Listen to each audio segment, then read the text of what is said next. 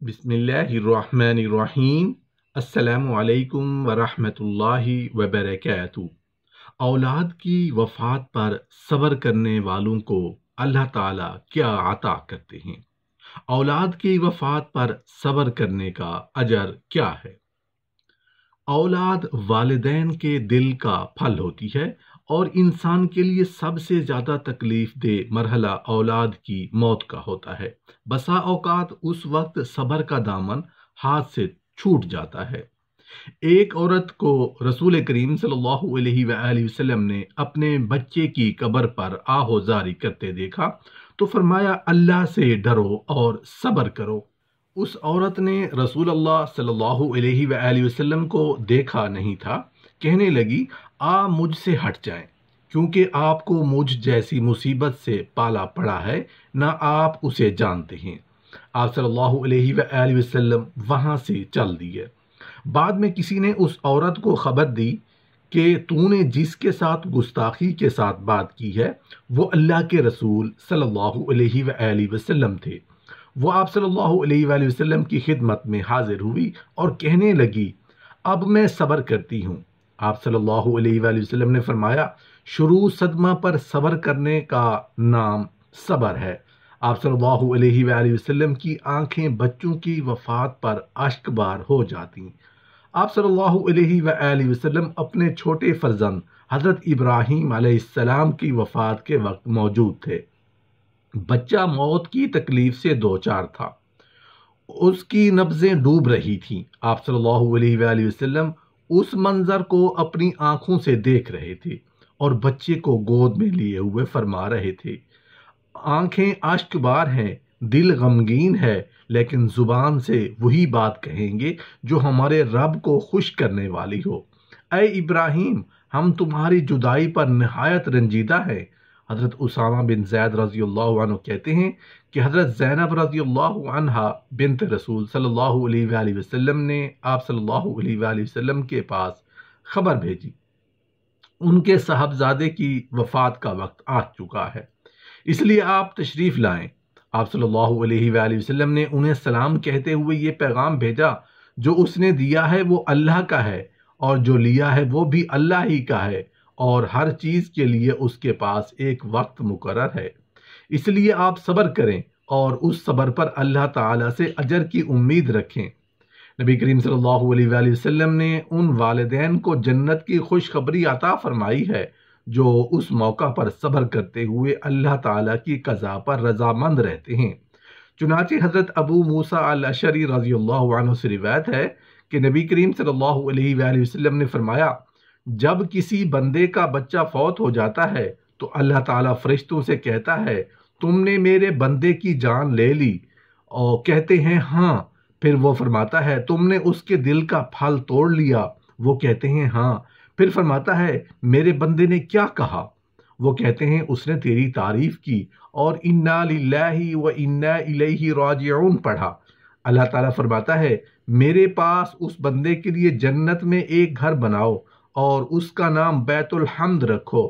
اگر آپ بھی یہ چاہتے ہیں کہ آپ کی اولاد آپ کے مرنے کے بعد آرام و سکون سے رہے، انہیں دنیا اور آخرت میں کسی قسم کی پریشانی کا سامنا نہ کرنا پڑے، تو سب سے پہلے آپ خود صالح اور نیک بنیں اور اپنی صالحیت کی چھاپ اپنی اولاد پر چھوڑ جائیں۔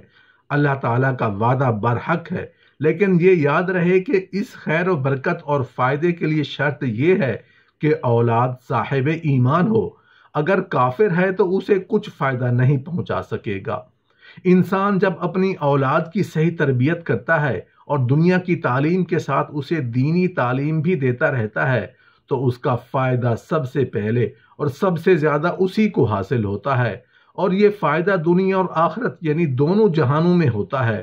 دنیا میں اس کا فائدہ اس طرح ہوگا کہ اللہ تعالیٰ کی خصوصی رحمت اور نیک و صالح والدین کی دعاؤں کی وجہ سے ان کی اولاد دنیوی آفات و مصائب سے محفوظ رہے گی، جیسا کہ کتاب و سنت سے یہ حقیقت واضح ہو جاتی ہے کہ والدین کی پرہیزگاری اور نیکی کا فائدہ دنیا اور آخرت میں اولاد کو بھی پہنچا ہے۔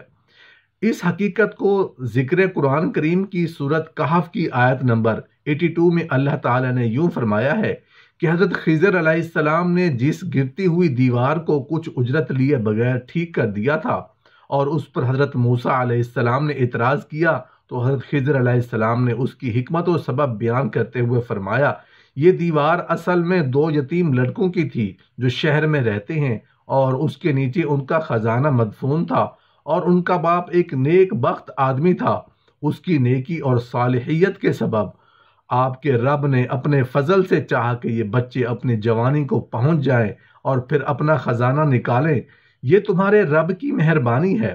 علامہ ابن کثیر نے لکھا ہے کہ اس آیت میں اس بات کی دلیل ہے کہ نیک شخص کی آل و اولاد کی بھی حفاظت کی جاتی ہے، اور ان کی عبادت کی برکت اور ان کی شفاعت و سفارش کی وجہ سے انہیں دنیا اور آخرت میں فائدہ پہنچتا ہے، اور انہیں جنت میں درجات کی بلندی عطا کی جاتی ہے تاکہ اس سے ان کی آنکھیں ٹھنڈی ہو سکیں۔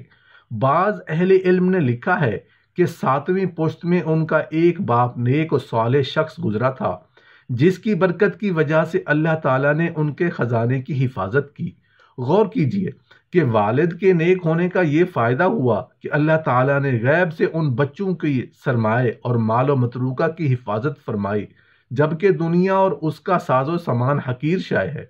لیکن والدین کی صالحیت اور نیکی کے سبب اولاد کے دنیاوی مال و متاع کی حفاظت ہو سکتی ہے۔ اسی طرح اولاد کی صالحیت کا فائدہ والدین کو بھی پہنچتا ہے۔ نیک اولاد والدین کے لیے صدقہ جاریہ ہوتی ہے۔ ان کی دعاؤں اور نیک اعمال کا فائدہ مرنے کے بعد بھی والدین کو پہنچتا رہتا ہے۔ حضرت ابو ہریرہ رضی اللہ عنہ سے مروی ہے کہ نبی کریم صلی اللہ علیہ وآلہ وسلم نے فرمایا، جنت میں آدمی کا درجہ بلند کر دیا جاتا ہے تو وہ پوچھتا ہے، اے اللہ، درجات کی یہ بلندی مجھے کس سے وجہ سے ملی ہے؟ تو اللہ تعالیٰ فرمائے گا، آج تیرے لڑکے کی دعا مغفرت کی وجہ سے تمہارا درجہ بلند کر دیا گیا ہے۔ اسی طرح بچے کی صحیح تربیت کا فائدہ والدین کو دنیا اور آخرت ہر 2 جہاں میں پہنچتا ہے۔ دنیا میں سب کے ساتھ صلہ رحمی، حسن سلوک اور ادائے حقوق اس کے عظیم مظاہر ہیں، جبکہ آخرت میں اس سے درجات کی بلندی نصیب ہوتی ہے، حتیٰ کہ ایمان و صالح کی بنیاد پر یہ جنت بھی یکجا کر دیے جاتے ہیں۔ قرآن کریم کی سورۃ الرعد کی آیت نمبر 22 میں اللہ تعالیٰ نے نیک لوگوں کے اوصاف کا ذکر کرنے کے بعد اسی کا صلہ اور جزا بیان کرتے ہوئے فرمایا، لہذا والدین کو اپنے بعد اپنے اولاد کے بارے میں ان کے مستقبل کے حوالے سے اندیشہ ہو تو وہ تقوی و پرہیزگاری کا راستہ اختیار کریں، اللہ سے ڈریں، درست بات کیا کریں۔ الغرض والدین بچوں کی تربیت سے قبل اپنی اصلاح بھی فکر کریں اور اپنا اچھا کردار اور نمونہ بچوں کے سامنے پیش کریں، کیونکہ آپ کی نیکی، پرہیزگاری، صالحیت بچوں کی دنیا اور آخرت کے لیے بھی فائدہ مند ہوگی۔ انشاءاللہ آپ کے بچے اعلیٰ تعلیم کے لیے دنیا کے کسی بھی گوشے میں جائیں تو ان کی زندگی پر اسلامی تربیت کا چھاپا ہو، ان کے کردار میں قرآن کریم کا تربیتی اسلوب ہو، ان کی گفتار میں توحید و سنت کی بے باکی و صفائی ہو، جس کی وجہ سے وہ دوسرے مذاہب کے بچوں پر اپنا ایک بہترین اثر چھوڑ سکیں۔